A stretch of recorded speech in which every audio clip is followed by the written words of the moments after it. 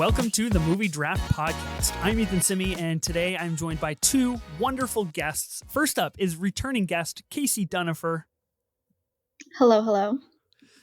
And a first-time guest, Giovanni Lago of Next Best Picture. Hello, everyone. And today we are collaboratively drafting the Best Picture nominees of the 2025 Academy Awards. What is up, guys? How are you? Gio, I'll start with you. Welcome to the show. This is your first time on the Movie Draft Podcast. This is like, let's pull the curtain back a little bit for the listeners. This is only the second time I've ever talked to you with words. Like we DM all the time. I saw you back at TIFF in September, but this is a fresh relationship, and to throw this into the Thunderdome that is the Movie Draft Podcast, anything's possible here. Inherently, also with my competitive nature, it's just a great way to start a development of friendship. But I'm very excited.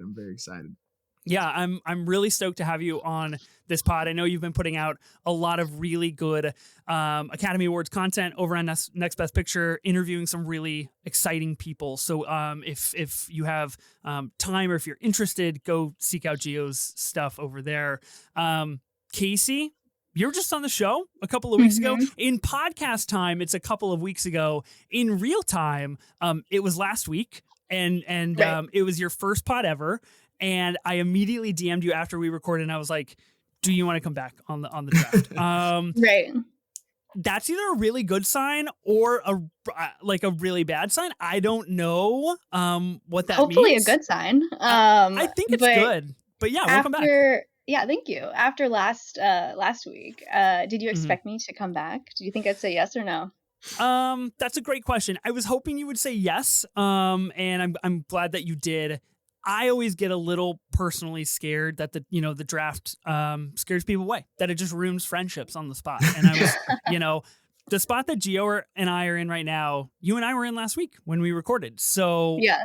Gio, if this is anything for our relationship, things will bode well and hopefully blossom. I have a feeling we have a lot of similar tastes from like the conversations we had at TIFF and of course what we've talked about privately. So it could be good. It could be good, but we'll see. Be good. Yeah. Kasey, I will put this out there. So normally with returning guests or first time guests, if we have just recently completed a pod in which we have the results of the pod, I will ask, hey, who do you guys think won this draft? Mm-hmm. At the time that we are recording right now, we do not have the results to any podcasts that have taken place in the month of February. So we are basically recording all of our February episodes within like a 1.5 week span. And so with that means we do not have results, but I am curious. Kasey, I'm going to say you cannot vote in what I'm about to throw out right now. Okay. Because you did partake. Well, you partook in the draft. Gio, I am curious who you think won the 100 minutes or less draft. Okay. Because it's only just aired and it's only a few days old. And I want to get a feeling if I have a real shot at winning this or not. I need to know. I need a little market check. All right. So I'm not going to go through the auction stats of it, but I will just quickly read the teams. Okay. So this is your introduction into the mental madness that is the Movie Draft Pod, because I'm just going to rattle all these off at you and expect you to maintain them. Okay. Yeah, that's great.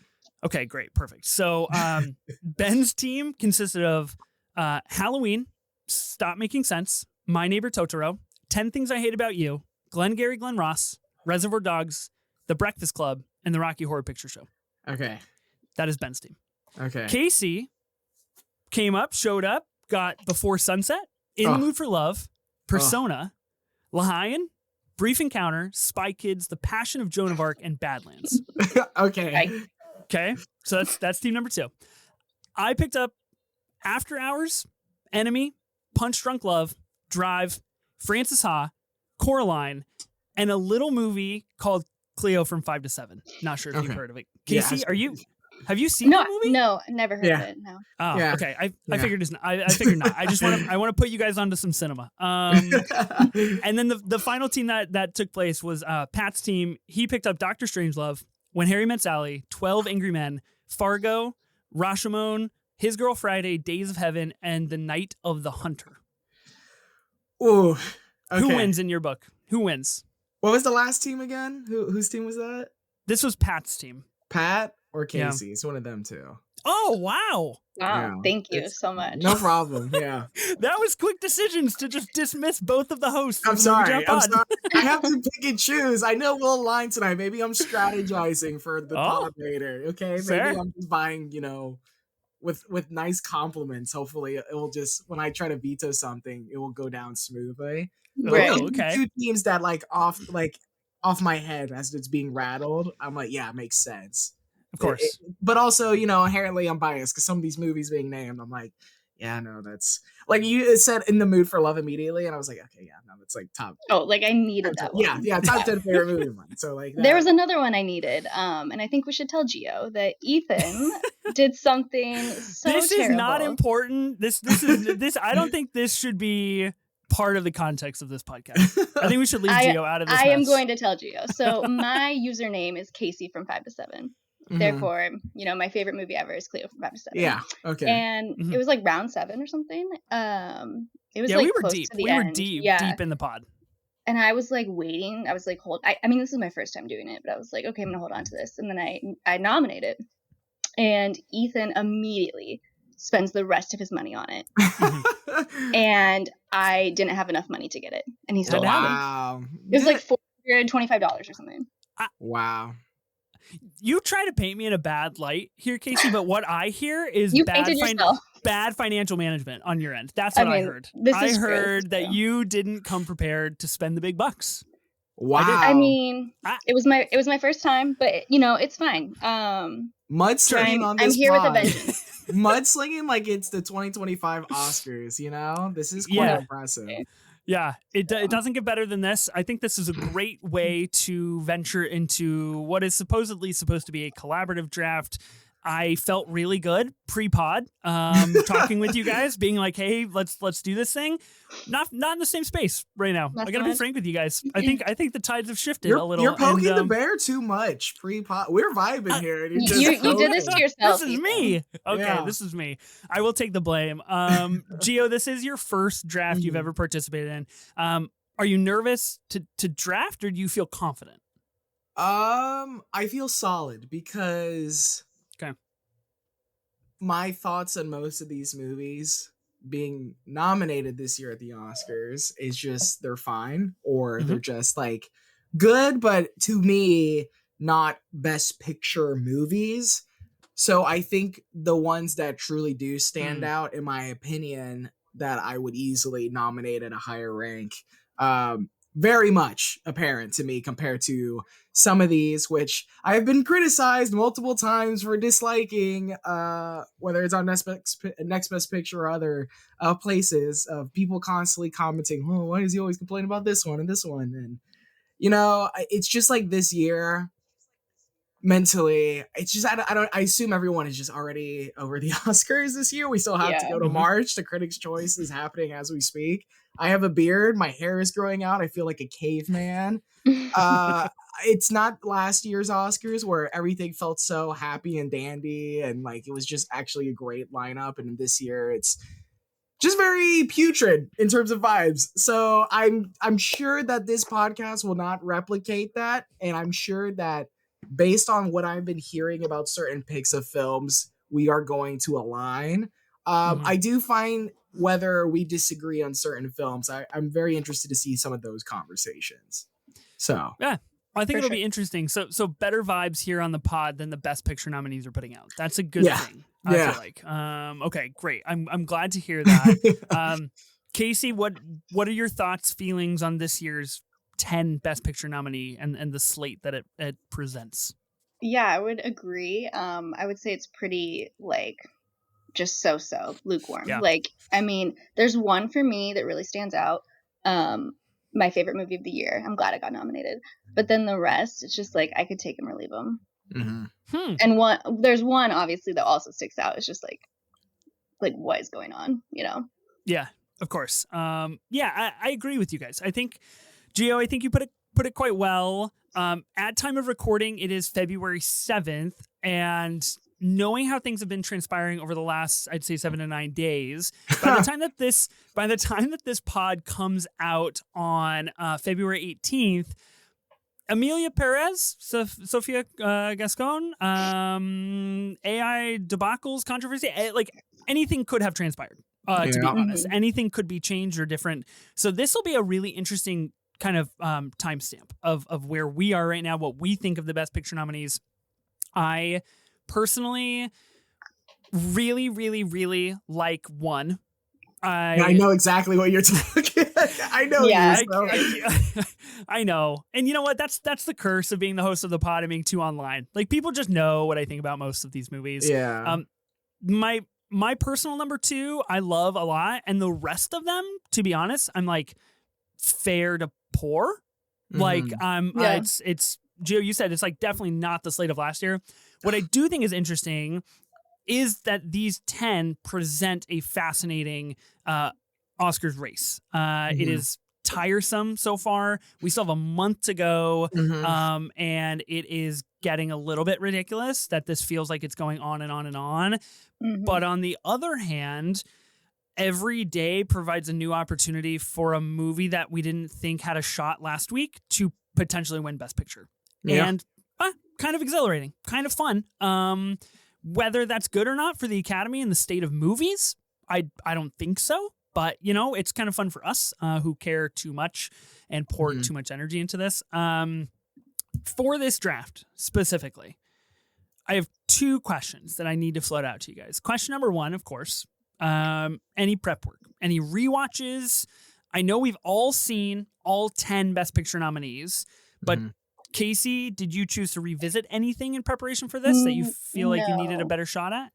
Didn't revisit, but did finally watch Amelia Perez. I was putting it off to the last minute. Oh, I'm sorry. Cool. Yeah, I'm sorry. I'm sorry I had to put you through that. Yeah. I feel you bad. saw the controversy and you're like, all right, now I gotta watch this. Yeah, right, yeah. It's like people who finally watched House of Cards after Kevin Spacey. They're just like, Sure. no, now's time to tune into this. It's so weird. Because I gotta see what the hype's about. Right. Gio, did you rewatch anything for this? I did not, because I've seen a bunch of these multiple times. Although there is one I have not seen.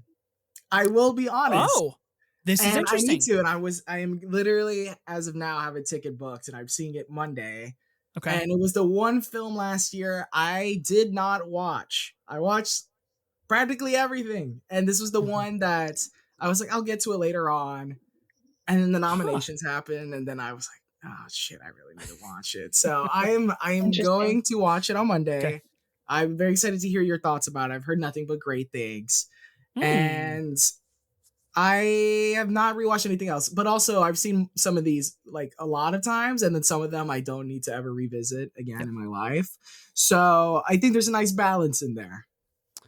Yeah, I've seen multiple of these movies multiple times. I will say that I've seen actually 1, 2, 3, 4, 5, 6. Unfortunately, I've seen multiple times. Which I don't know. I didn't like rewatch them specifically for this pod, but it just kind of is how things shook out. Yeah. Well, and one of those you've seen like 6 times, right? Yeah, same. So yeah. That's that. Indeed, that has happened. I wish it was more. But we'll see how that. By the time this comes out, you'll have watched it like 2 more times. Yeah. Oh my gosh, I hope so. Yeah, that'd be great. Speak the future that I want. Okay, I think that'll be interesting with Gio having not seen one. I think the next question, this is a great lead into this next question. So this is in theory a collaborative draft. Now we only have 10 movies to choose from, the 10 Best Picture nominees for the Academy Awards. Is it important here? Like, what is it important that we represent? What's the exercise here? Are we agreeing on this? Like, do we want to rank these movies from like worst to best? Do we want to go like a Best Picture winner power rankings route? Like, what do we want the result of this exercise to be? Or we just don't have to agree. We don't have to talk about it. We could just like go in guns blazing. What's the one that would have the most like arguments about us all? Which one do you feel out of those scenarios? Do you think us in terms of like how we think the quality is compared to the Oscar chances? Because I think by now at this point, this is really, as we're recording, a big weekend where we have, PGA and DGA are happening like tomorrow, and CCA is happening now. And it's also in a weird timestamp where, due to recent controversy, where if, let's say Amelia Perez still won PGA, which honestly could, it might not even matter till Oscars. Everything besides going into this first post-strike year of where we felt it was very thin in terms of pickings for, the year before we had a Scorsese movie, a Nolan movie, Greta Gerwig, and then here we've had to look for more, because honestly there is great film every year to find and seek, but it just, in terms of paper, it's pretty sparse, and then it's given this wiggle room that anyone could win, or at least a certain number of contenders. And with just how everything could be split, it's, it's anyone's game. And in reality, maybe like 4 movies are really contending, which is more so than usual sometimes. Last year, again, Oppenheimer was just a complete sweep. So if we wanted to do that route, we could. I feel maybe a nice in between of both, because like we mentioned earlier, based on how we see or receive these movies, I feel like we have similar tastes. So I don't really think that we would disagree too much on that, unless Breezy Podcast, whoever's listening, is like, wow, I could load up another movie draft, perfectly fine for that. So I think we could do a nice in between. I don't know about you guys. Yeah. Sure. Yeah, that sounds good. Yeah, sure. I don't know. We'll see. Your reactions to this make it seem like you want to instigate something. I mean, look. We have beef, so. Does the Movie Draft Podcast not exist to instigate drama? That's really. I have learned, yes, that is why it exists. Fair point. Yeah. Learn hard. I think striking a middle ground would be good. I do think it is worth having that conversation as we go and as we try to determine this list and say, are we putting this here because of how we feel about it, all as a group in terms of liking the movie, or are we putting it here because we think it has a shot at winning Best Picture? I'm okay with either of those. And you know what? Honestly, going into this draft, I think like those are the two. That's like the fork in the road that every pick can instigate, and I find that curious because that could make for a really interesting list as we go through this draft. Having said that, let's read the rules of the draft and then let's decide and let's get into drafting. So this is a collaborative draft. So again, whatever the strategy is, whether it is to do power rankings, whether it is to do personal rankings on what you like the most, or cause the most chaos, which has been known to happen here in collaborative drafts.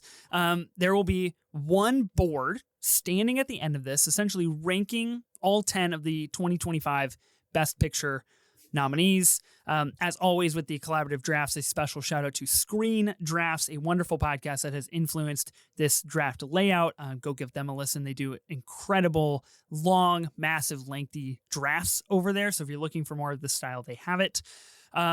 Let's explain the picks and the abilities. Now, normally Ben does this because he is so very good at explaining this. I will try my best. So we're going to have 3 drafting spots, obviously, between the 3 of us. Drafter A is going to have picks 10, 7, 4, and 1. They're going to get the most amount of picks in this draft. They're also going to have the most amount of vetoes. They're going to get 2 vetoes to use throughout the game if they're not happy with what someone has placed somewhere on the board. Drafter B is going to get picks 8, 5, and 2, and they're only going to get 1 veto. Now, they get less draft picks, they get one less veto, but that is because we only have 10 movies to pick from, and with them choosing number 2, they are essentially also choosing spot number 1, because there will only be 1 movie left. Drafter C gets spots 9, 6, and 3. They get a single veto, and they get the only veto override of the game. So if I play Wicked at 6, Geo vetoes and says, no, I want that higher up on the board. Kasey's got the veto override. She says, you know what? I'm going to override Geo's veto, and we're going to keep it at 6. I don't want it higher up on the board. That is how that would get played. Okay. Are there any logistical questions before we spin for spots and list the eligible movies? So we start at 10 and work our way up to number 1. Okay. We do. Okay. Yeah, no, I'm good. Let's do it. Okay. Okay, we're ready. Yes, start at 10, work our way up. Having read that, is there a drafting spot either of you specifically want in this draft? Gotta pick A. I need A. You need A. I need A. Oh, okay. It seems like you want the 2 vetoes. It seems like you're the one that wants to cause a little chaos. I would be cool with B, honestly. That's fascinating because C is calling my name. So we shall see how see if it all works out. See how this shakes out. We'll see how this shakes out. Okay. That might have been the first time in a collaborative draft where we all specifically identified our drafting spots. Normally, people are like, "Yeah, there's a spot. I'm not going to say what it is, though." Right. So that was very forthright of all of us, and I feel like maybe we're back a little bit. And I feel like this is good vibes going into this. Okay. Eligible movies for this draft: Anora, The Brutalist, A Complete Unknown, Conclave, Dune Part 2, Amelia Perez, I'm Still Here, Nickel Boys, The Substance, and Wicked. These are your 2025 Best Picture Academy Award nominees.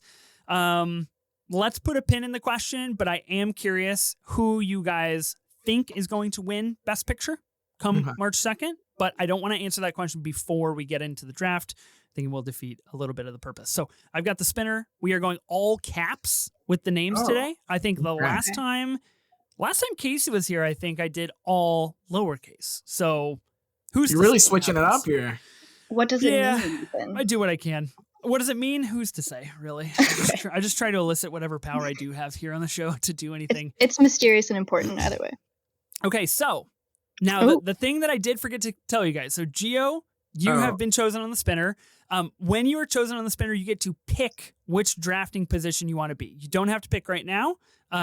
We'll spin between me and Kasey, but you are going to have the first shot at picking which drafting spot. Okay. All right. This sounds good. I'm going to spin between Kasey and myself, and we shall see. Okay. So Kasey is next up here. That means I get the fall. Dang. I get whatever you guys don't want. Okay. I mean, I think this is going to work out, though. Yeah. Are you going to stick with your guts? You want to stick with A? And being good faith, I'm going to stick with, being drafter A and staying there. Okay. And that way we keep the harmony going, unless, Kasey just decides last minute to just screw everything up. No, that would be Ethan. Okay. Wow. Call out. I want B. I mean, I think it's a good middle ground, so let's do it. Okay. Okay. So Gio, you're gonna get 10, 7, 4, and 1. You're gonna get 2 vetoes. Kasey, you're gonna get 8, 5, and 2. You're gonna get the single veto. I'm gonna get 9, 6, and 3. The veto and the veto override. Now, the thing is that the veto override a little bit more difficult to use than you guys might anticipate. It gets pretty sparsely used here on the show. So with that in mind, I would like to try to use it. So let's see what we can do. All right. Let's do this. Let's start. The Best Picture Rankings Collaborative Draft. Gio, you get spot 10. You're up to nominate the first film. Yeah. In my opinion, the worst movie nominated, not even close, by a bullet, Amelia Perez. Let's just leave it there. A film that, when it premiered at Cannes, just didn't even have the greatest reception. It's just those who saw it were very passionate. And each festival it went to, it only just got worse. I remember when we were at TIFF and we were all grabbing dinner that night, and Jonathan Film Drunk and some others were coming back right before, and they just saw it right before we ate. I was waiting till NIF. I was like, how was it? And they're like, oh, it's fucking terrible. And I was like, oh no. And then I saw it at a press screening at New York Film Festival, and I was just looking around, like just baffled as like what I was watching. I was like, what is this that it is so beloved that everyone is just clamoring about? And as soon as it ended, I was like, this movie's gonna get like 10 Oscar nominations. Like, this movie is really I was like, this movie is just gonna be, they're gonna love it. They're gonna nominate every single person. They're gonna give it every single category. This is the type of film that people watch it and they feel good voting about it, because as much as I disdain it, there is a unique variety to it in terms of like something truly that a lot of people haven't seen before whether you think it's good or not, it's an entirely different question or conversation itself, but it is something different. And the topic, the story of it, and it's just so many things being fused together. It's a rock opera, about Mexican culture and a trans woman trying to leave a life of crime and starting anew, and they're singing, and you watch it, you're like, I don't feel like a good person voting for this, but for many people, they do, because this is like Green Book all over again, where they think they are making the choice where they're like, oh, this is going to solve problems. And it's like, that's not at all. You're very out of sync with the real world. Yeah. I just been baffled. I remember I wasn't expecting it to be to the point where it'd be the most nominated film at the Oscars, to where it was a threat to win up until this past week, where that's starting to sparse out. But I just am baffled by it. It's a film that, even if it won Best Picture, I think we'd look at it as a generational worse, like, Best Picture winner. I think it's a film that, like a lot of films in this category, if it won Best Picture like 7 years from now, people be like, what won Best Picture that year? And like, oh yeah. Okay. Yeah. It just is very fleeting of the mind. That being said, if I had to be nice, Zoe Saldana is like the best part of the movie. I think the only person who can actually do all three things in a musical, sing, dance, and act, which, you'd be surprised watching Emilia Perez that people are missing out on some of those things. So seeing her possibly win the Oscar, she's sweeping so far, and just a great actress who's had a great career. That's nice. I enjoy seeing that. Everything else that's come out of this movie, whether controversies, whether it's Jacques Audiard being like, yo, I'm an old white French dude, I'm going to just say things are on my head, or blaming his audience for not watching the movie correctly. Oh, I watched it correctly. Yeah. It was terrible. And Carlos Sofia Gascon's comments, which kind of tarnish a very, major moment in nomination history of the first openly trans woman getting nominated. And now looking at that, it's kind of like, oof, okay, that Carla is a representative of such an important moment in film history, and is kind of tarnishing that equally. And also this film, I guess the only aspect is that if you hate this movie and you didn't want it to win Best Picture, all of this is like dragging it down, which, it's just rough. Like, hearing about this the past few days, it's just, I'm over it. But that's why I think we can all agree. I don't know. You sounds like you just watched Kasey, Emilia Perez. I would love to know your thoughts. I mean, so I had heard about it. Obviously, it's like all over my feed, so I was like, okay, I'll watch it. And then then I saw about the comments. So yeah, it was just tarnished in so many ways. So I already went into it with like pretty low, like, negative expectations, and then leaving it, I just felt even worse. So yeah, just really such a weird film. I feel like it's sort of indicative of a moment in our time right now. Like, I think people will study this maybe like in the future, of like, because just the things that have happened so far in this year, has just been crazy. So it's interesting. I think it's an interesting cultural moment, but it's a really shitty movie. Yeah. How crazy would it be if I just like let you guys vamp about this for like 5 minutes, and I was like, you know what? We should bump that up on the list. I would leave. This is not the one that you waste a veto. How do I end this? For. Yeah. It'd be fair. I would end up doing this draft alone. I echo your guys' sentiment. It's poor. I actually rewatched it for this because I had not seen it since TIFF, and TIFF was like my first really big official like film festival, where I was like, okay, I'm there for like a week. This is like a big deal. I'm like, doing the thing. And so I went into Emilia Perez, and I went there like the opening night that they had it. And I was like, okay, benefit of the doubt. Like, I'm at this festival and you get festival brained. And I was like, okay, like 3.5 stars. Okay, like not terrible. And then I rewatched it as it should be watched while I was working out and focused on other things. And it's very bad. It's just a very bad film.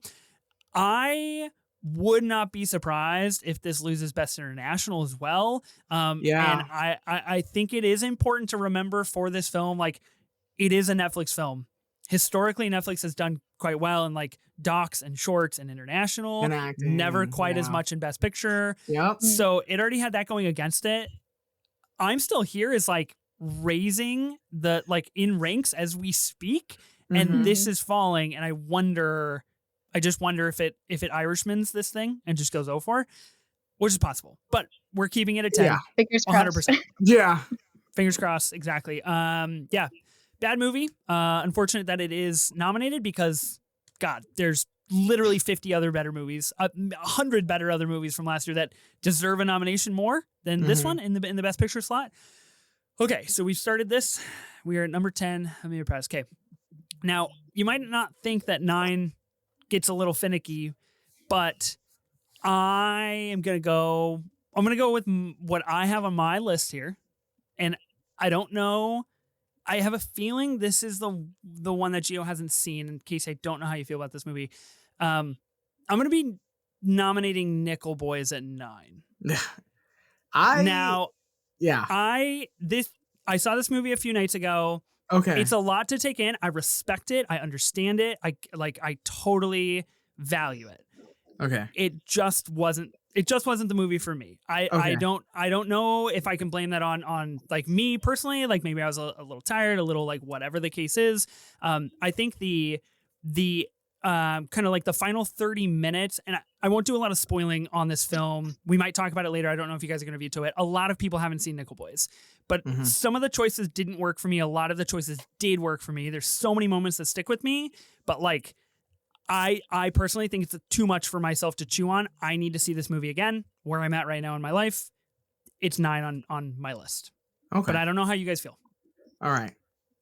Go ahead, Gio. Is this the movie you haven't seen? No, I definitely saw Nickel Boys. It was a top 5 film for me last year, I think. Oh, geez. Oh, my. Same. I'm not trying to get a veto out of anybody. I'm being sincere here. Well, this is a personal fault of mine. You're going to get a veto from me. I would love to use my veto. Because please do. I'm so sorry. I think Nickel Boys is just a masterful feat of adaptation. The Colson Whitehead novel is very good, and so seeing good. how Ramel Ross adapted that, I it was one of the few I read the book before I saw it, and just seeing it, I think you mentioned the final 30 minutes, that montage just utterly seared into my brain, and I think using the nostalgia jazz instrumental in the background, and I think also I've constantly talked about how a lot of directors don't need to know how to shoot movies. That's what they have DPs for. A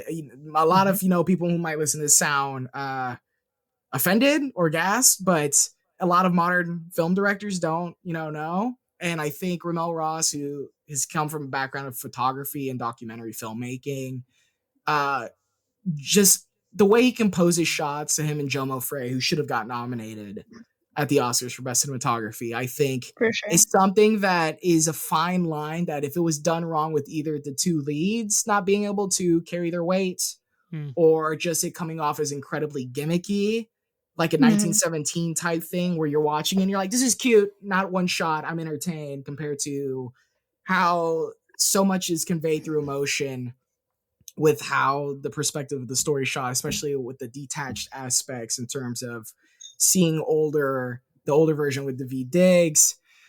I think it's just utterly brilliant.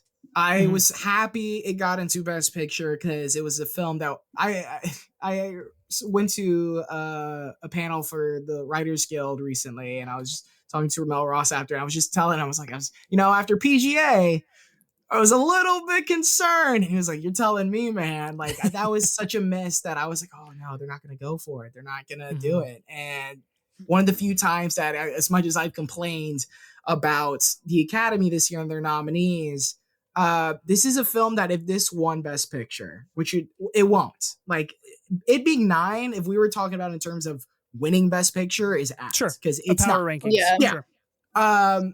Maybe that's why I played it at 9. Who's to say? Maybe I No.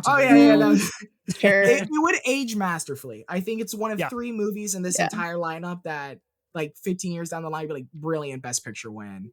Mhm. I think it's a film that will be studied along with some other film here in this lineup. I think it's fantastic. I'm putting in the veto. Okay. It's definitely needs to be higher. I'm glad Kasey is definitely agreeing with me. Yeah, it was my number one movie, so I'm very Oh glad you have. wow! Oh, Okay, wow. Yeah, okay. I love Wow. Nickel Boys. It's 5 stars. I also read the book. Mhm. Reading the book, I Okay. cried, I gasped. It was just perfect for me. Yeah. Okay. It's really special. So what I'm hearing is that I'm a bad movie watcher. This is That's your words. That's not our words. You know, we're not saying that. Oh, dang it, man! Well, I really want to rewatch this movie then. Like it was hard to see it in general. I think Amazon really bungled the release of this thing, and it is a quite disastrous. So the fact that it is nominated for Best Picture when it has had a distribution the way it has, incredible stuff. Mm-hmm. But okay, we shall revisit. So Gio has used a veto. Okay. Yeah. Does this change my game plan? Do I just try to Can I ask, if I veto this right now, do you just go through the list and pick another film? Or are you just gonna okay, all right. Because I was curious to like, will you stay adamant and then like my veto just is like dunzo? No, once you veto a movie, that movie is ineligible for that slot. So I cannot I cannot replay it and just wear your vetoes down. So I'm very curious what you're gonna switch it up to. Yeah, me too. Wow, I did not know you guys felt that way about Nickel Boys. Oh, I mean, like it's brilliant. I am far and away in the minority and on the outside on that take, which is why like I didn't tweet about this movie. I left like a very nondescript review of like, yo, my boy Jimmy Fails from Last Black Man in San Francisco. He's in this movie. He's in it for like 2 minutes, but he's in this movie, and that was cool. I have a lot to chew on with that. It does seem like a movie that I would benefit from reading the book and like having a much more kind of like well-rounded idea of what we're going for. So that means that at number 9, I'm just gonna go with my list here. I'm gonna be playing a movie that I really like in my brain. And I think it's really a lot better in my head than it actually is in real life. I'm going to be playing A Complete Unknown. This movie is just 2 hours of Timothy Chalamet singing Bob Dylan songs, which is cool. That's not what I wanted out of this movie. And I don't know. I think it's like kind of a poor film. But it's cooler in my head. Every time I think about this, I'm like, sick. Timothy Chalamet is Bob Dylan. That's sick. And then I think about the actual like logistics of the film, and I'm like, oh, it just didn't work for me. Gio, you seem upset, and I don't mean to do this to you. I feel terrible. It sounds like you're in a predicament here. You only have one veto left. We're in spot number 9. I don't want to burn my 2 vetoes off rip. Okay, but what if you don't? Like, what if you hold on to your veto here and then you never get given another chance to play a veto, you know? I know, but the thing is, I think Complete Unknown is a lot better than what people are giving it credit for. I was actually pretty high on it. And again, as much as I like the movie, I personally would have put it in Best Picture. Yeah. I do like Bob Dylan. I could see Timothy Chalamet just being like, they want me to play Blown in the Wind the rest of my goddamn life. You know, the whole time. That's fine with me. It's practically the most like faux concert film. And I think the way Mangold, who is an incredibly studio for hire filmmaker his whole career. And I think that's one of the reasons he probably got that shock director nomination is because the industry just for a long time just be like, yeah. And frankly, for a movie of an artist, a lot of people respect so much. And finally it was just like, yeah, sure. Why not squeeze into this lineup? True. I think it's stretching a lot of his dad core elements that he does as a filmmaker and like trying to get past it. It's not really a movie about Bob Dylan, although Bob Dylan's the focus. And, you know, Kasey, I think mentioned a period, a snapshot when we were talking about Emilia Perez of like the time we're in and that film as a moment. I think a lot of these films do that. And a time of very uncertainty. It was a movie very much about folk music at the scene. And in terms of just, you know, MLK, or JFK is everyone's getting assassinated, you know? Yeah. Nuclear holocaust is on the verge. Everything's in uncertainty, but we got Bob. Bob's playing folk, and I think him wanting to switch to electric kind of alter like that very established comfortability of just certainty is just threatened, and I think that's interesting. Whether it plays into certain genre tropes, I think is inevitable, because I think Mangold's not that type of guy to really get past it, but I think he does like the best of him trying to do like Don't Look Back as a film, but like to a degree. And I think Chalamet's great, and I think Monica Barbaro is great, and Edward Norton is like stealthily really great in that film. And that monologue he's got at the end is, it's just I think the pieces of the movie are really good. I don't think the whole product is really good. Okay, I'm gonna give you a second to figure out what you might want to do here. Kasey, where are you at on a complete unknown? I would honestly echo all those sentiments. Like, I do like a lot of things about the movie, but in general, I think it's pretty average, and I would put it at number 9 as well. So let's go. Okay, some collaboration. I will say, for the sake of team harmony, there's another film that I need to stop from getting higher. I will compromise. I will keep A Complete Unknown at 9, which is funny because we mentioned power rankings. This is a film that people, as of the last week, are now just suddenly throwing out saying can win Best Picture, which really? I do not buy at all. I don't see a world. I think at the most it's Chalamet finally getting an Oscar, which is weird to say because he's 29, so it's not like he's this overdue actor and it's his second nomination, but it's an interesting conversation in terms of just whether it could somehow will its way into a Best Picture win. I will say it did overperform nomination morning. Like Mangold getting in, Barbaro getting in only off SAG, getting costumes that translate from BAFTA, sound. Yeah. It's a film that every guild this whole season was like, gimme. I want to like represent it. I want to, like, I love Bob Dylan and I get it. Yeah. And, but I will keep it at 9. I'm not gonna burn my other veto. I accept it. It is what it is. I go with the flow. Yeah. Like a Rolling Stone. No, like a Rolling Stone.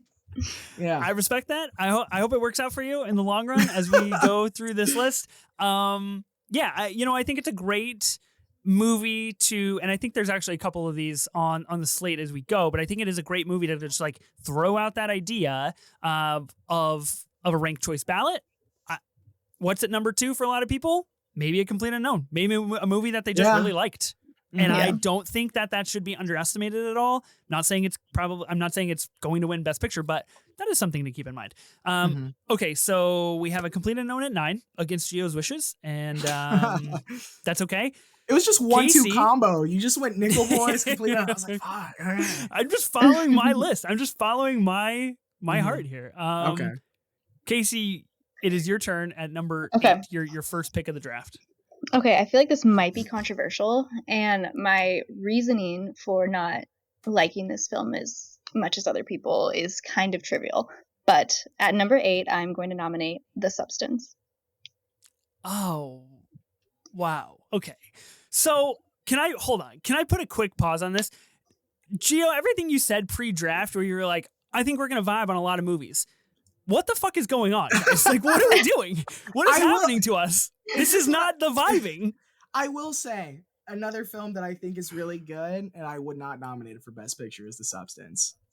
Personally. I think it's a very fun horror. I think the best aspect of The Substance becoming this Oscar thing is that maybe, with all these new voters that have been brought into the Academy, especially internationally, the stigma of like horror is starting to erode away, and they're starting to like, because Get Out, sure, that was 2017, and a lot of people don't really consider it full-blown horror, and the very, at least far more subtle nuances of, commentaries trying to say compared to the Substance, which nothing about the aesthetic of that film is subtle, intentionally so. Right. I will say the whole Demi Moore of it is pretty fun to see how now she is a legit contender to win Best Actress, which is something I never would have, like, you showed that movie to me when I saw it, like, pre-TIFF, I would have been like, no way. Like, there's no way on earth. And that's the thing. It's fun. I don't know if I need you guys it are in my haters. best picture. I'm not a hate. It's fun. I'm not even It's I'm not even like fun. going to bat for The Substance. Like I think it is a 4-star good movie, but it's like I rewatched it a couple of weeks ago with my wife who knew nothing about it, and I was just like, "Yo, this movie's sick. Like this is a fucking cool movie. Like it's So it way held too- up on a it's- rewatch? It's too long. I did rewatch. Yeah, It is very too long. I think it that's does the hold biggest up on a thing. rewatch. I think, Yeah. of course, Interesting. yeah. The biggest takeaway is like if you shave 25 minutes off of this, boy, you have a lean, mean, great machine here. It's just that's not the point, and I get what like Coralie is going for here. Mhm. Casey, what's your Yeah, problem? so- Lay it on us. I mean, I have one main problem, but I do like that it has sort of opened the doors for what might be accepted as a Best Picture nominee. And happy for Demi Moore, happy for Coralie, but I am not super into horror, first of all. Get Out is much more my subgenre of horror, like a satire, a black comedy. Body horror sometimes is just really hard for me. Honestly, comes down to I was grossed out. I was like, I felt sick. I felt ill. It was way too much for me. It was taking it way too far. And I just didn't feel comfy. And I was like, I never need to watch that again. And then you I wouldn't passed out put at my the body end. through that. Yeah. No, right. It's so funny because I showed every year always when I visit my mom, I always try to show her the movies. I'm like, I'm pretty sure these are getting Oscar nominated before the lineup comes out. And then whatever, of course, that I always miss, I show her after. And beforehand, this was pre-Globes. I was like, you know, it's an online thing. People are talking about The Substance because I think when the Globes happened, it was like, oh, this is like legitimate thing. Because for a while, I was like, this is just film Twitter BS. Like, this is not like they're not gonna touch this. And I mean, months later, we're so wrong.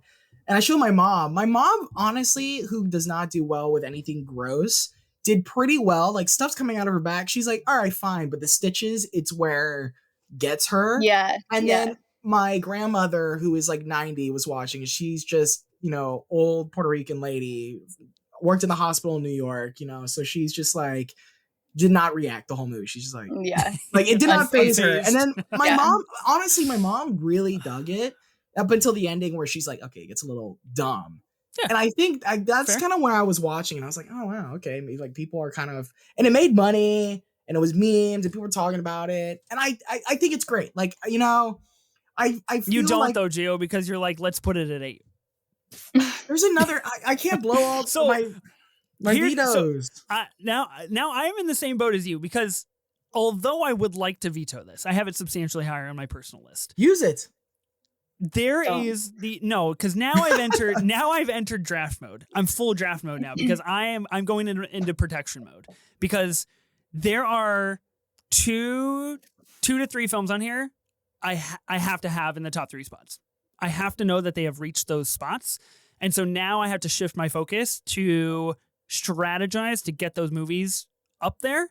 And if I use my veto now, there is a chance that something that I need in the 2 spot goes at 8. And then we have a real fucking crisis here on the pod. But there's one movie we keep letting rise that we just need to nip it in the bud already. And I don't want to use a veto because I'm not going to ask what would be the next you select. I don't think that's like honesty, fair of the game. So I like the unpredictability of it. Yeah.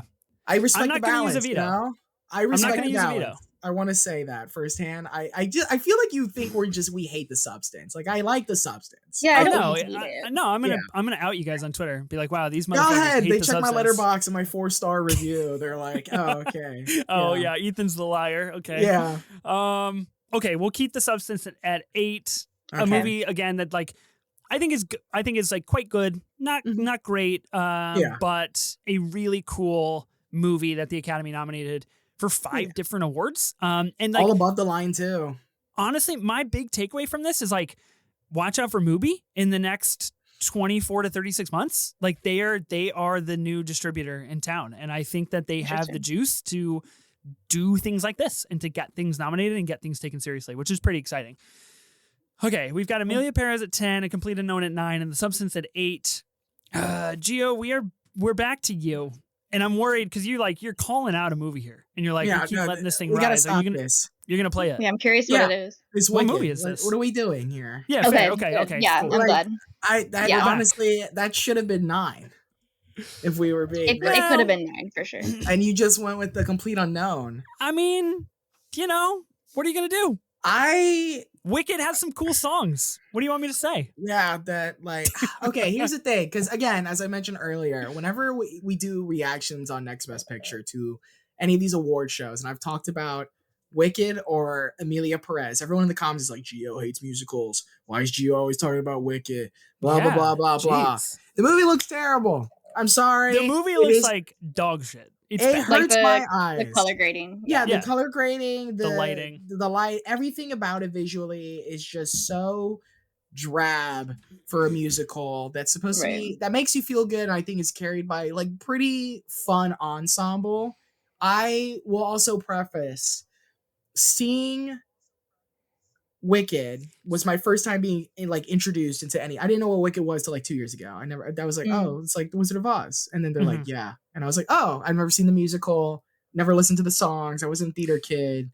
So watching it was the first time hearing these songs, hearing everything. And the songs are catchy. Like, it's hard not to be like, Ariana Grande is incredibly fun in the movie. Like her, like using her comedy chops from Nickelodeon years, like masterfully. Like she's so much fun. Cynthia Erivo can sing. Like no one's saying she can't.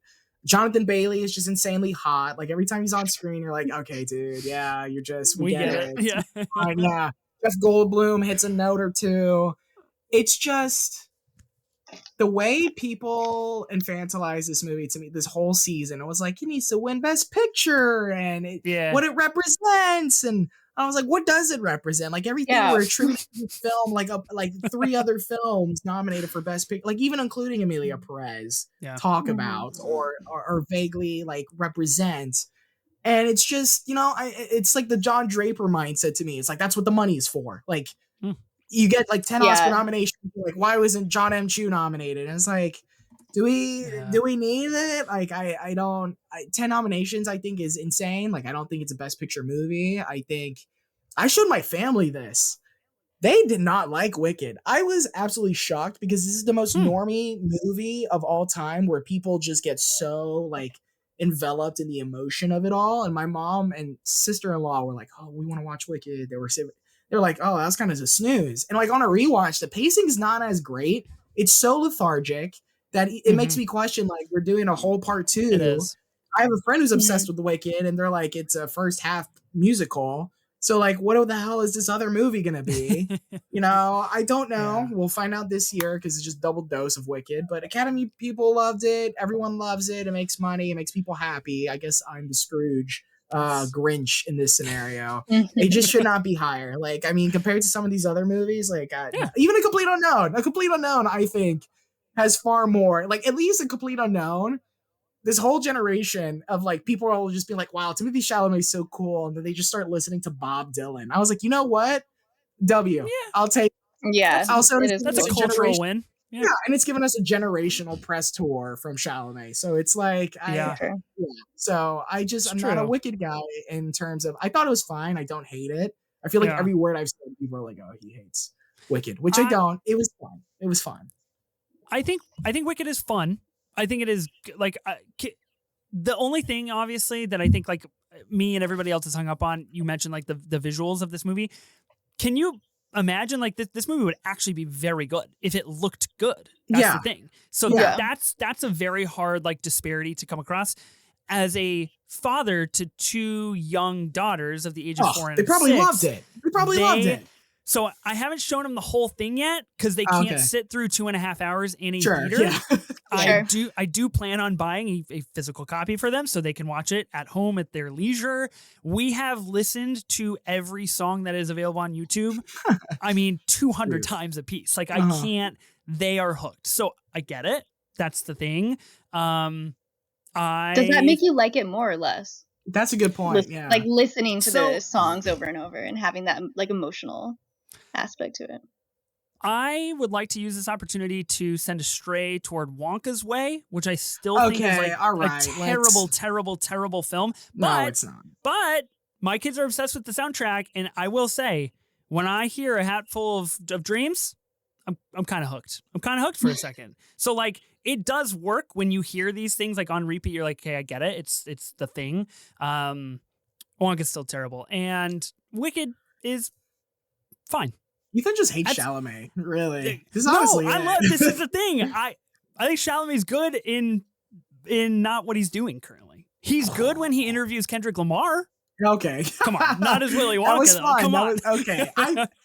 Wait, is Chalamet the only actor on this list twice though? Like that's a feat Two in movies? itself, right? Yes, yeah. Like He's that's been amazing. in 7 Best Picture nominated films now. At his That's age. crazy That's though. crazy. His movie A Complete Unknown is ranked number 9 here, like correctly. That's the crazy thing. Okay, So, well that's anyway. why I put Wicked Okay. at 7. That's why I put Wicked there. Okay. Okay, so we have Wicked at 7. Uh-huh. Casey, you have anything to speak on Wicked before we move to 6? Yeah, no, it was fun. I'm seeing the play for the first time. Next month. Yeah, so Exciting. that'll be Okay, interesting. Yeah. cool. Very cool. Okay, well, number 6. I don't really feel bad doing this at all, but I do want to just welcome you guys to the strategy of a collaborative draft. I'm playing Nickel Boys at number 6. I tried it at 9. You guys wouldn't allow it. I'm going to try it at my next opportunity here. Nickel Boys at 6. I mean, I'll veto that. There we go. Okay. There we go. Like, that's not where Nickel Boys belongs at There all. we go. It has to be in like at least the top half. We're not settling for anything less than top 5. No, that's No. okay. I mean, I figured. I just wanted, make sure that my strategy play comes to light, comes to fruition. Okay. Alrighty. So I know that exactly why he's means- doing this. I have an idea of what Ethan's top 3 is mentally, and I know what you're cooking up.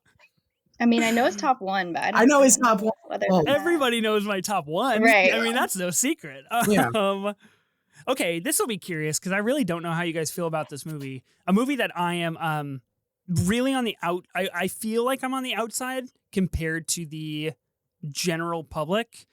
In number 6, I'm going to be putting Anora, a movie that I think is honestly fine. I think it's Sean Baker's like weakest film, and I think separating Mikey Madison from the film, like that makes me like it more. I think what Mikey Madison is doing is like incredible. I think the film is like just not it. I would agree. I had Anora at 6 as well, actually. Let's go, Casey. This is why you're back on the show. I mean, we're taking Geo down together.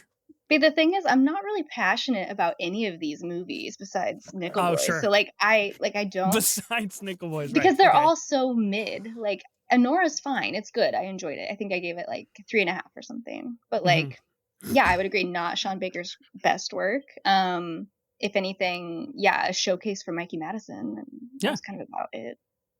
I'm vetoing. I mean, wow. You're vetoing. No way. I'm burning it. Way. I'm looking at the numbers. Hold on. This is nuts. Yeah, I'm looking at the numbers. Yeah, I thought we were just gonna walk this through, guys. No, I will allow it for a complete unknown. I can't for Anora. I'm sorry. That is just. Oh wow. That was top 4 movie for me of the year. God. I think the funniest movie of What last the year. fuck? It's like we talk about Sean Baker's career, which. Guys. I think Neon just released a great piece of like marketing for it, talking about like just his career in general. And if you want to say that is the culmination of a lot of his films, I think that could be argued. I like he's just so many great films. I mean, like Prince of Broadway or Florida Project. I mean, Red Rocket. I love. Yeah, I love. Better than Anora, guys. I don't know about that because I think what Anora does so perfectly is the ensemble. I'm glad the ensemble has been recognized throughout this award season because I think everyone's comedic timing and also the way Sean Baker is like masterfully comedically editing everything is just everyone's in sync. And I think whenever you watch a great comedy, whether it's a television series or a film, any role player comes in, says their line, hits their beat, and like it just there's a fluidity to it. And I think it works so well. And I think Mikey Madison, in my opinion, should be winning Best Actress. I think that is just the bravest performance of the year. And an ending that I also think is just a brilliant ending that I did love the ending. That was so hyped up for me the whole year because I remember everyone being like, oh, you did that ending. It's so, and I was just like, I don't know what's gonna be. And then it started happening, and then I was like, in my mind, I was like, it would just end here, and then it did, and I was like, that's brilliant. Of course, Sean Baker would do that, and I think that is also a film that it's one of the three that, you know, Nickel Boys, this, and one other film that if it won Best Picture, I would be incredibly thrilled. I think would age well, and I think Interesting. Sean Baker should get that Oscar for the original screenplay because I think it's fantastic, and I will not settle for 6. It has to be higher. So let's pick again. Something else. Come on, something else. Let's we're not doing this. Okay. Well, so I will echo what I said before we started drafting, that the veto override, infamously difficult to use in a collaborative draft, and has now gone wasted on my end because you guys are all out of vetoes, so I cannot override a veto. Whew. So I guess there's a small victory for you guys. You have nullified my veto override. I am the only person with a veto. You guys have all used yours, and we're not even halfway down with a list of 10 movies. I'm an emotional vetoer. This is what I've insane. learned from this. It was just a triggering moment. I was not expecting that. Apparently so. I mean, look, Kasey, sidebar, I feel like this is our time. We can really swoop in. I feel like we have some power here to like dictate the list a little bit against, you know, Gio's wishes. I mean, yeah. But with number 6, man, you guys really put me in a spot because now personally we've reached a spot where I like to love all of these movies. I'll be playing I'm Still Here, which I think is like just okay. I think it's very good, and it really emotionally got to me. I think it is like a really important nomination. I think it's really cool that the Academy nominated a movie like this in a political climate such as this. But at number 6, I guess, is where it's got to go. Like I can't have it in the top 3, so I don't know. I mean, I'm in a spot here, but that's what I'm playing. And that's what goes there because nobody can say. And we can't say, we can't do anything. And also, that is the film I have not seen. Is I'm Still Here. I was wondering, okay. Because I just saw it last night. Yeah, and I'm seeing it Monday, so I will see it soon. But that's one also to a degree where it's like I needed to keep it at a level where I know it's great. The Fernanda Torres, you know, she's amazing in it. I've heard nothing but raves. A world where he can win.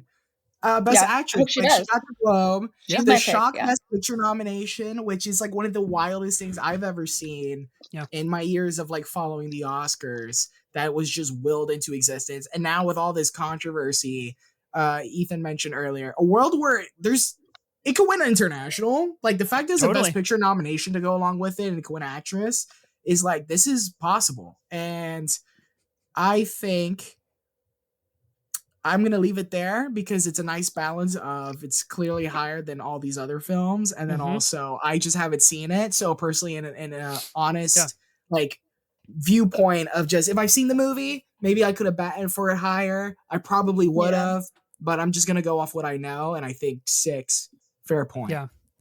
I mean, I recommend anybody seek it out that hasn't seen it. It's nominated for Best Picture for a reason, I think is like fair to say at this point. Kasey, you just saw it last night. Do you have any thoughts on this? Yeah, no, I really enjoyed it. Fernanda was great. I think the end hit me hard because going into it, like I knew stuff about that time period, but I didn't know it was an actual person and an actual true story. So then when they like reveal that, and I didn't read about it going into it, I was like, oh damn, and then it hit me even harder. So I really did enjoy it. I had a bit higher, but still, I think 6 makes sense. But it was a good film. I like it a lot. Okay. Number 5, Kasey. Seems like there should be a movie that we can agree on here at number 5. I have one that I think should be below I'm Still Here, which is Conclave. No, fuck off. That's not happening. No. I agree. No. We're going to pause the conversation. Okay. What? I agree. What? Man, you guys, this has really gotten strategically out of hand. Conclave, a movie that should not be a Best Picture. This is a war. Yeah. This is a war. What, guys, Conclave is so fucking good. Okay. I don't want to stop. Okay. We're going to pause the conversation. I'm going to veto this. I will not allow it at number 5. No, I have not played my single veto. I have one single veto, and I will use it now. Okay, so And I have to nominate something else. our graves have been buried. Nobody has any abilities left, which I will highlight is incredibly unusual for a collaborative draft to have spent all abilities before the top 5 films have been selected. So, Ethan, conclave you're not conversation. gonna Okay. you're not gonna This- like what I have this- next on my list. I think I know what it is. I have a feeling. There's no way. There is a way. There Let me is double no way. check. Okay, we have Amelia. Did I just fuck this draft? Hold You on, we might have have. Amelia, Complete Unknown, Substance, Wicked, I'm Still Here, Can't Do Conclave. Then my next one is The Brutalist. That's insane! What are you doing? Okay. What are you doing, Casey? This is your I'm fault. This sorry. is Ethan's fault. It This is your not my fault. fault. This is Oh, Ethan's you guys fault. had 3 vetoes. This is We could have Ethan's worked fault. together. Why are we not You, collaborating? you tried to get This is Nickel your Boys fault. at You know, number 9. no, I That is your literally fault. And you- never and you wanted did to walk twice. off a podcast more than Let's right at this time out. moment. I've done hundreds of pods.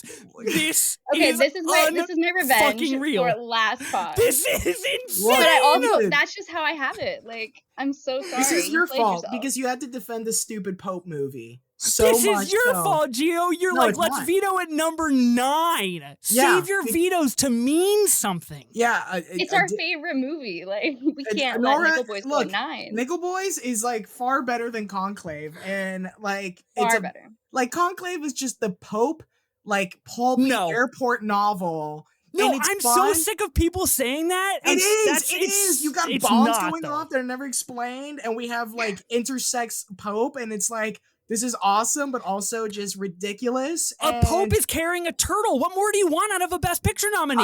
That's all we want on cinema. You have a literal Pope going, como se dice woke mob ruining the church, and it's just like hitting his Benjamin the whole time. Like it's like, dude, they're just cunty cardinals going at it the whole time. Like, okay, Ethan, you're a dad, right? Let's. This is a pinnacle dad movie. So like, I'm super The Brutalist. no, Conclave? no, the Conclave. The thing with Conclave, I'm very. It's a great dad movie. I'm pro dad Yeah, and cinema. that's fine. I'm just saying. I But think that's Conclave why is you're just like. fine. Like it's good. It's not an Oscar movie. It has benefited this entire year, I think, because it is Berger's writing off such great goodwill from his remake of All Quiet, which won multiple Oscars, Best Picture. But he didn't even get noms. He didn't even get noms. Yeah, and that's and that proved. And I kind of was a whole year. I was like, what if he's like a shock miss? Because the direction's not that flashy. It's not what this branch goes for. And Mangold was only put in because he is someone who, you know, is just an industry, like, I wouldn't say legend, but just someone who's a veteran at this point. And with Conclave, it's fun. It's a nice, like, fun movie that everyone is just like, I had a good time. Like, it's the movie that everyone has argued could win Best Picture because no one hates it. And it's just because you had to just this is not a me problem. Right. And The Brutalist should have been number 1. So because why are we not collaborating? This is the question. Why did we not collaborate and say, okay, where do we all stand on The Brutalist? Because you had to defend Conclave. Yeah, and the Nickel Boys fiasco. Why were we not saying like, okay, we all agree that The Brutalist is number 1, right? Like, no, it's not number 1. Well, to be fair, I was gonna vote for number 1. The only reason I well, played my for me, veto here is because I knew that it was going to number 1. Like that was never a question. That was never a question. You assumed. Yeah, you assumed. I told you Nickel Boys was 5 stars. Like it was Nickel Boys is great. favorite movie of the year. So the thing Okay, is, so let me just say very, very quickly, at the moment in which we are having this discussion, Conclave just won Best Adapted Screenplay at Critics' Choice Awards. It's going to win the Oscar for Adapted Screenplay. It's a... man, Casey, you are so mean. But you know what's a better Adapted Screenplay? Nickel Boys. True. Did it get nominated? Let's just move on. It was nominated. Yeah. But like the thing is, you know, I was going to vote for The Brutalist number 1. That's unreal. Since we have The Brutalist here and we can't do anything about it, we might as well talk about it. And what I think is the best film of the decade. I've seen it 5 times. I think Brody gives the performance of the year. And I think because you got ahead of yourself and wasted that veto there.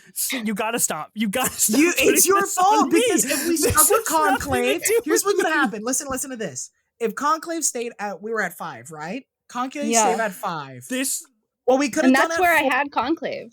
We could have done 4, Dune Part 2.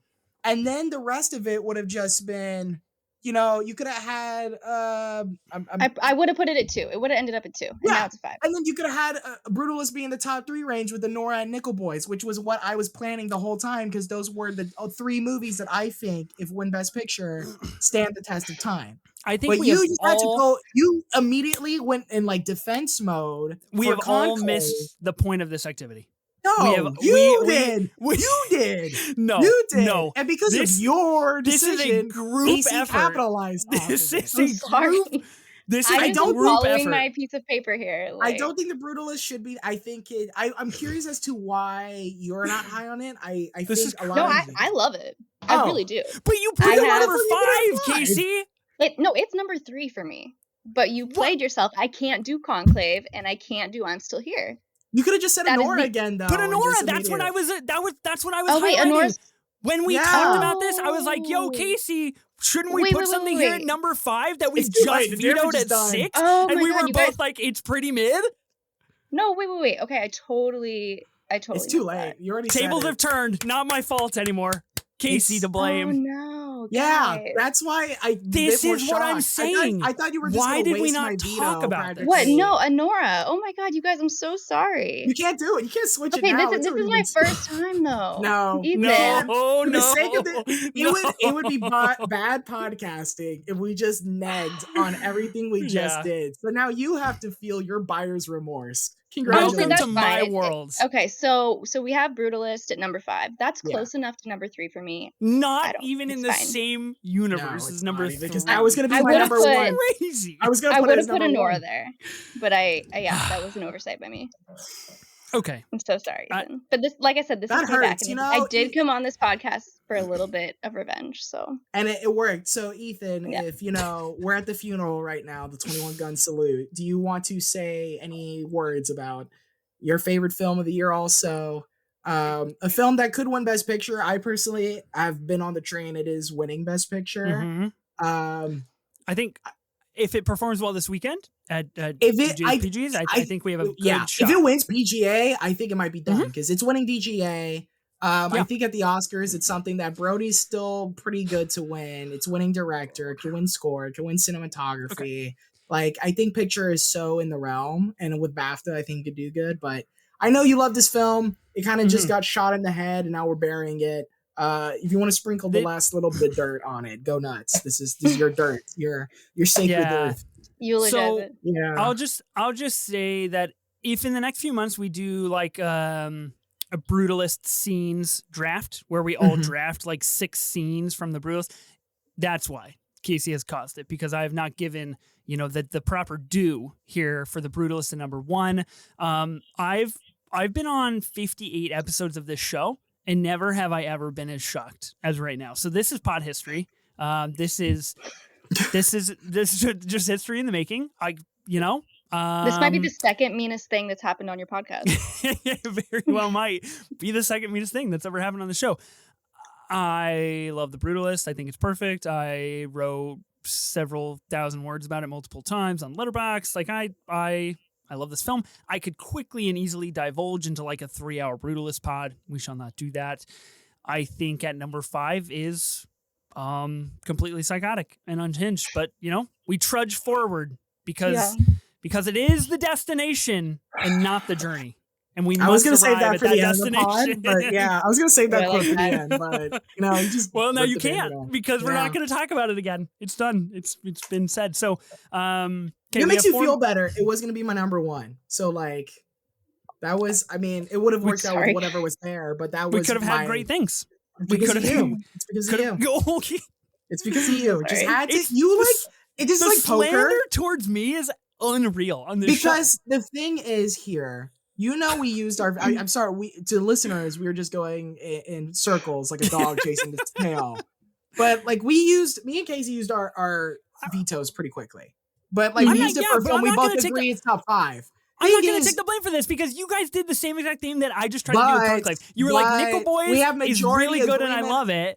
And I also love Conclave. So I just literally did the same thing you guys did. But I think we also have majority agreement about Conclave being just good and Nickel Boys being like one of the best things of last year. Okay. And the thing is, if this was poker, you quick snapped pretty hard for Conclave. You like quick snapped pretty quickly. That's because like you were like instantly like veto.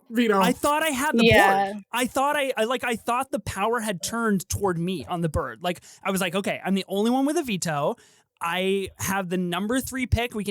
I basically set the standard for what the top 3 are, because we all know that it would have been the Brutalist. Nickel Boys would have been in there for you guys. And then I was working my way to get Conclave in there. And that was my play. Obviously that didn't happen. A complete and utter breakdown on everybody's part to be collaborative here on the collaborative draft. Gio, you have number 4. What movie shall you play? Because now I get. So we've got Nickel Boys, Dune Part 2, Conclave, and Anora. These are the 4 movies that are left. I don't know how I was. If you veto Conclave, Conclave is 4. It's the weakest out of the rest of those. Again, it's just pulpy airport novel. Conclave going at number 4. Can you imagine if it was at 5 and you still had a veto? Man, a lot of things could have been different. Oh my guys! I just realized what I'm gonna have to put at number 2, but okay, you have to stop. No, it's great. I win regardless, I think. I mean, not really, because it hurts with the Brutalist, but you said compromise. I'm compromising hard here. And I think I still benefit. So this feels a little vindictive to me, though. Like, are we not at a point now with what we have just a watershed moment here on the pod? Like, why can't we not discuss this top 4? Why are we putting Conclave at 4? Because it's the weakest out of these other movies. I would agree. Conclave's not that great. This is unreal. Am I the guy? You're gonna make me sound like I hate Conclave. Conclave. Yeah, I'm just trying to make you guys out as movie haters here. Were we together were we in the same press screening for Conclave at TIFF? Yeah, I think we were. Yeah, where everyone was there. I walked out and I was like, Conclave rips. It was fun. Because we all ate after. We all ate after. And yeah, that was fun. It was just. I will say, in terms of memories, it's a very fun group watch with strangers. And when you get to the reveal, I always remember just looking around what the fuck am I watching? What is it? This is nuts. Yeah. And Isabella Rossellini just girl bossing it. Everything's just, it's fun. It's incredibly fun. Old people love it. It's incredibly just a movie for TNT at noon. Yes. And and that's cool. There's a very good space for that. It is not a Best Picture movie, in my opinion, but it's a very fun movie. I think it was a very quality, well made. It looks great, and the score is far better than All Quiet's. And Ray Fiennes is amazing. The whole ensemble is amazing. Yeah. I don't think any of us are going to disagree. I just think compared to these other, 3 films here that are left, I don't think we could put it above, especially the Brutalist. But now here we are. Here we are. Okay. Yeah. So in this instance, Conclave is 4. I know Sophie will be quite disappointed that the Brutalist sits at 5. She's a brutal boy as well, so that's hard for the show. So we have number 3, 2 and 1 to decide. I've got the number 3 pick, and let me update the document here. So I'm gonna cross out Conclave. I have crossed out the Brutalist in red. Boy, that hurts to see. What do I put here? Anora, Dune Part 2, or Nickel Boys? A movie that I was trying to play at 9. And I think we already know. We shall put Nickel Boys at number 3. That's I win. A 3 is a large gap from that. That's great. You guys, the script has flipped so hard on you guys being like, we won, when you guys were like, Nickel Boys is the number 1 movie here, and I put it at 3, and you guys are like, that's great. This is good. Dude, 3 is way better than 9. I was going to put it in top 3. Again, I was pro Brutalist at number 1. That was my pick. Spoiler. See, I was at number 1 for Nickel Boys, so I'm happy with 3. Again, I like these films, so these are I don't mind Nickel Boys top 3. We've said plenty about Nickel Boys. Brilliant film, deserves to be top 3. So I'm happy with it. Yeah, I'm happy with it. Okay. Yeah. Ethan's just having a mental breakdown inside. He's just short. I literally am. He's just like, yeah. I'm like overloaded. Like my brain doesn't know what to do right now. I mean, part of me wants to say it was an Kasey- accident, but maybe it was like subconsciously. I was just trying to do that. Honestly, and for it that, I'm felt pretty sorry. intentionally. But it really wasn't. And so that's did. why I'm going to put Honora at number 2, which I had at number 6. Wow. So I win. compromise. I keep It's a winning. compromise. That's great. I'm happy with what's Okay. number 1, though, actually. Yeah.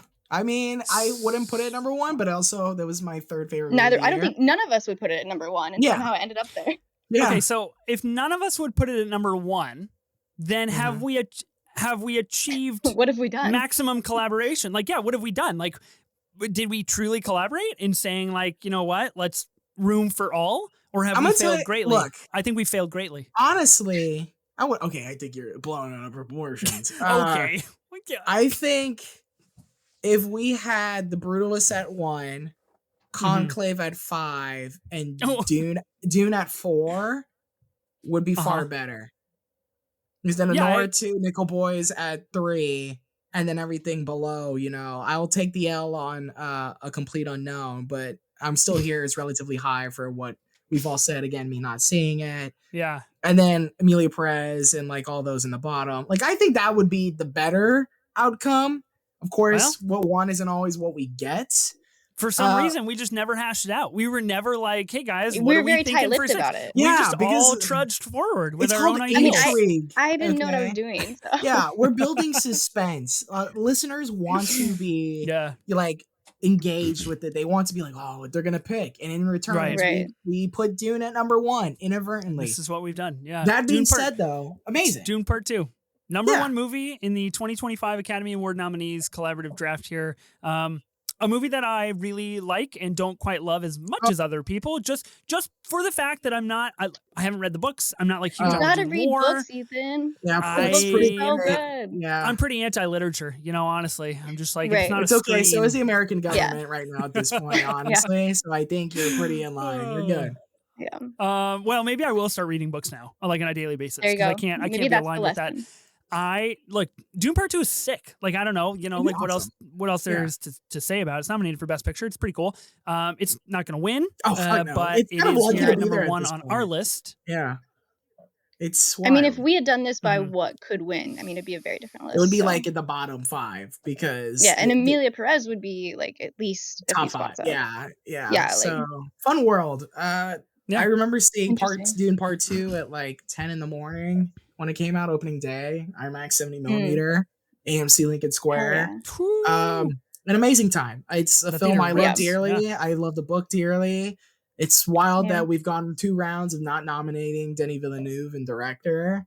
At least this time my heart was a bit more ready for it, as it kind of looked like that was what was happening. Chalamet is just doing an amazing job. You talk about all the negative about Timothée Chalamet. He is the Lisan Al-Gaib. He's killing it.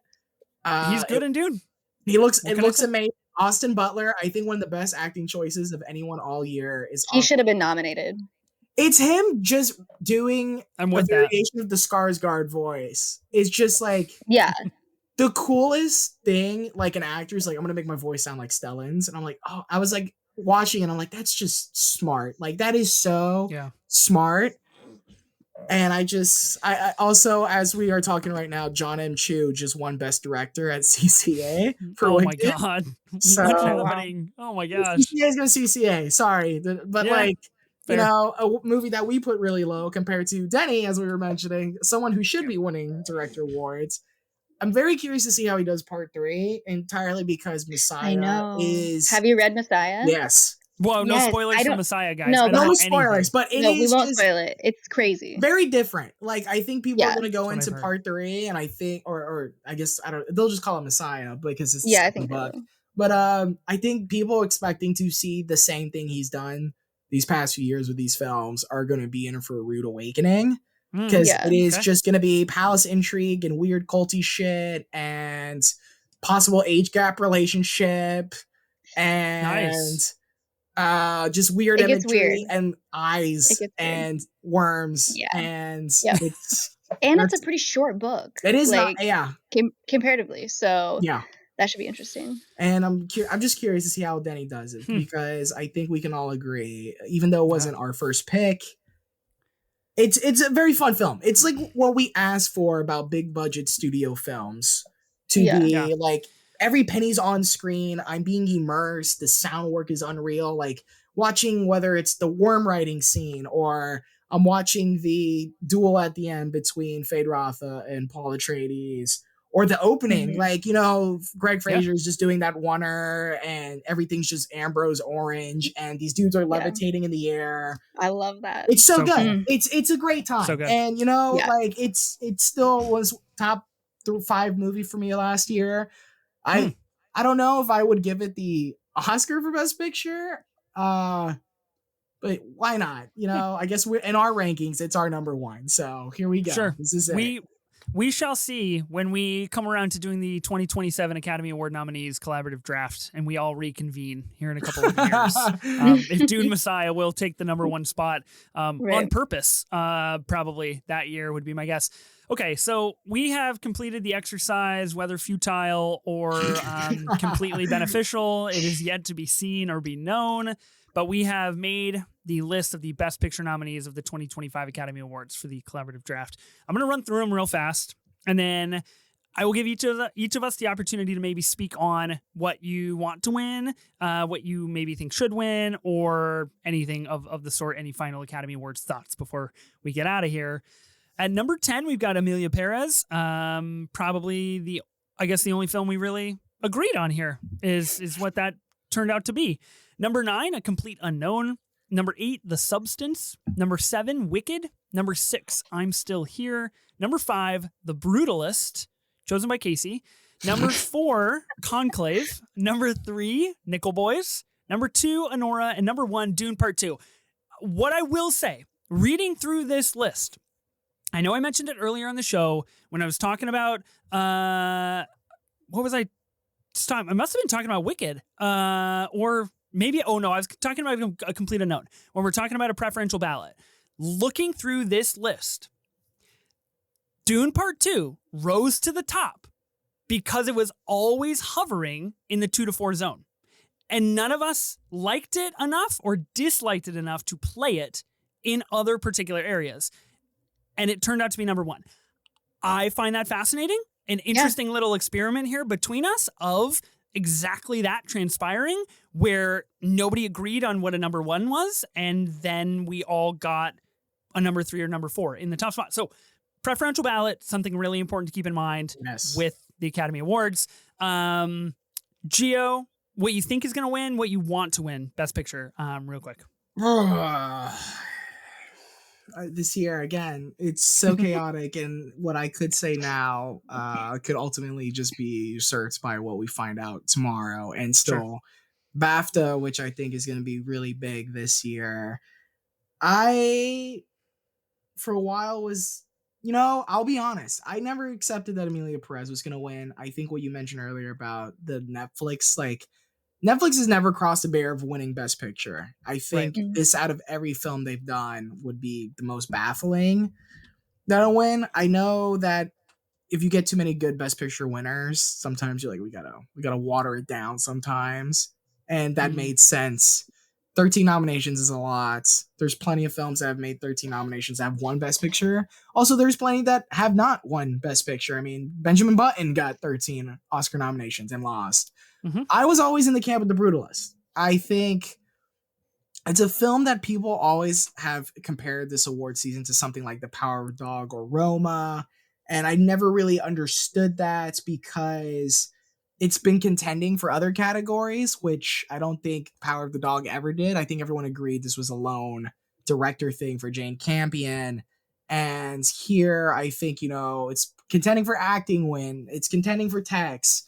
The director win. I think everything about Brady Corbet just being like, I spent 7 years working on this, an incredibly cheap budget, and look what I'm able to do, albeit movie that's considered grand, albeit like he spends most of the time like just on a hill making a building. And I think a lot of directors are responding to that. And I think it's also very poignant to the time that we are living now about the immigrant experience. And with what's going on in America, I think that could translate well to voters. And I think it's something that could win at BAFTA, which I think would be big. If it wins DGA, I think it's good. SAG, I think, doesn't matter this year because honestly, I think Wicked's going to win. And then PGA, if a Brutalist wins PGA tomorrow, I think that's just showing how much stronger it is. Yeah. I think it could. I remember when Anora was coming out to theaters post NIF that I bought into it because I was seeing crowds watching it. But now, I mean, CCA right now, Coralie Fargeau earlier won Best Original Screenplay for The Substance. If Sean Baker can't even win at the Oscar, that's pretty like bad. And Mikey's looking like she might not win, and that's dropping. And it's like, well, Conclave. Well, I'm at the point where as long as it's not Amelia Perez, I'm happy with. I'm happy with a forgettable, fine Best Picture winner if it's not generational worst Best Picture winner. So at this point, what I want is The Brutalist. What I think it is, The Brutalist. Inherently, just as long as it's not Amelia Perez, I think we're good. Or Wicked, we are good. Yeah. Okay. I can respect that. Kasey, what about you? Yeah, so I don't go into like all the other awards shows. I don't know the statistics. So in terms of what's going to win, I don't know. I think I would go for The Brutalist. Again, anything but the fifth best movie in this slot. I just want you to be aware of that. He's never letting it go. Like, not on purpose. Oh no. I mean, hey, we're tied. That's karma. But no, so I think that The Brutalist could win. So that's my prediction. I would love Nickel Boys to win, but it never will. But it deserves it. Oh, God, it would be so cool. I would honestly just be so happy if that happened. I'd be jazzed. I would be like through the roof, like, wow, that is just a great story of just filmmaking. Sure. Yeah. I think Nickel Boys should have been nominated for more things than it was. I agree. There. Yeah. What I want to win is The Brutalist. What I think is going to win is the movie that I have been staking my claim in for 4 months now of like, hey, this is going to win. Just watch out. It's in a pretty powerful 3-4 spot. I'm going to still stand by it. I'm going to say Conclave. I'm feeling pretty good about that preferential ballot on Conclave. Mm-hmm. And I think it possesses a little bit of that Green Book Amelia Perez juice where the Academy thinks they're voting for the right thing and they think they're moving in the right cultural direction. Mm-hmm. And while it may or may not be the case, it isn't mired in controversy like Amelia Perez is. So it is the better choice in those situations. So I'm going to say that a movie that I love quite dearly. All right. Well, guys, this has been a blast. This has been a wonderful experience, and I will never forget this recording with you two lovely people. Huge thank you. I have a feeling you will not be asking me to come back on next week. Yeah, you're banned. I was actually going to ask you to stay on after this recording so we can look at the schedule and figure out when to get you back on for another collaborative draft and figure out when I can get back. I'm just going to really pry into the things that you like the most, and that's what we'll do a collaborative draft on, so that way I can just go to town on that retribution. Huge thank you to both of you, Kasey, Gio, for joining the pod. Kasey, if people want to find more of you, where can they find you at? You can still find me at Kasey from 5 to 7 on Instagram and Letterboxd, and TikTok is Baby Genius. Yeah, highly recommend. I think you do a cool thing with your movie recommendations based on like star charts, birth charts. Pretty cool stuff. Yeah. So if you guys want your birth chart recommendations, let me know. Yeah. What's your guys' sun sign? At least tell me that. I'm a Libra. Okay. I'm a Taurus. Oh, really? Interesting. Okay, we'll have to dissect that later. No, I'm just shocked. My husband's a Taurus, but you guys are very different, so it's interesting. We'll dissect that later. I honestly don't know what to feel about that. I can't. It's just like I don't know what that means. It just continues. Gio, if people want to find more of you, where can they find you at? You can find me and my work at Next Best Picture. You know, we're in the thick of award season. Very exhausted, ready for it to end. Again, I'm ready to cut my hair and shave my face and get sleep. And reviews are there. our podcast is there. Matt Neglia, who runs the site, is our editor, does a great job keeping, reviews for everything that comes out. If you want to read a review for Love Hurts, yeah, I watched it. I reviewed it. You can read it. And also you can find me on Twitter at the Giovanni Lago. Yeah. I'm sorry that you had to do that. That's tough. Yes, but you know what? It's a job. It's movies, come on. You got to do what you got to do. They can't all be as good as The Brutalist. As Doom Part 2. Yeah. Well, I will say one final time, don't forget it's the destination, not the journey. Be sure to listen and subscribe to the Movie Draft Podcast on Spotify, Apple Podcasts, or wherever you get your podcasts. New episodes will be released weekly on Tuesdays. We'll see you then.